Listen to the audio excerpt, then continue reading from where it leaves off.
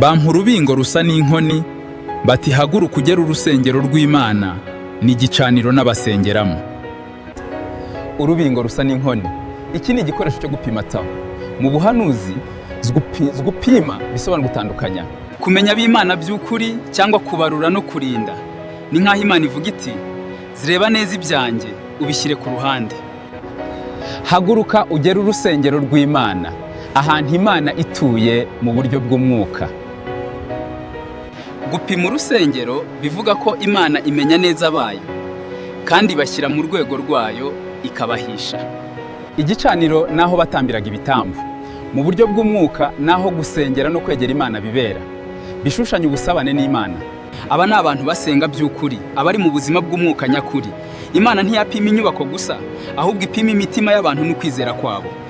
Icyo bivuze muri rusange, uyu murongo uratubwira ko Imana itandukanya abayo n'abatarabayo, imenya abari mu rusengero nyakuri mu mutima. Icy'ingenzi gupima si ugupima ubunini bw'inyubako, ni ikimenyetso cy'uko Imana ireba umutima ikarinda abayo.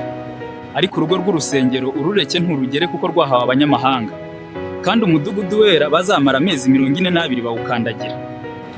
Urugo rw'urusengero urureke nturugere. Ibi byerekana ko hari igice kitagomba gupimwa cyangwa kubarirwa hamwe n'iby'Imana by'imbere. Abantu bose bari hafi y'iby'Imana ariko batari mu mutima w'ukuri, cyangwa igice cy'isi kitari mu buyobozi bw'Imana by'ukuri, kuko rwahawe abanyamahanga. Abanyamahanga ha si ngombwa ko ari abo mu mahanga gusa, ahubwo ni abatari ab'Imana cyangwa abarwanya Imana.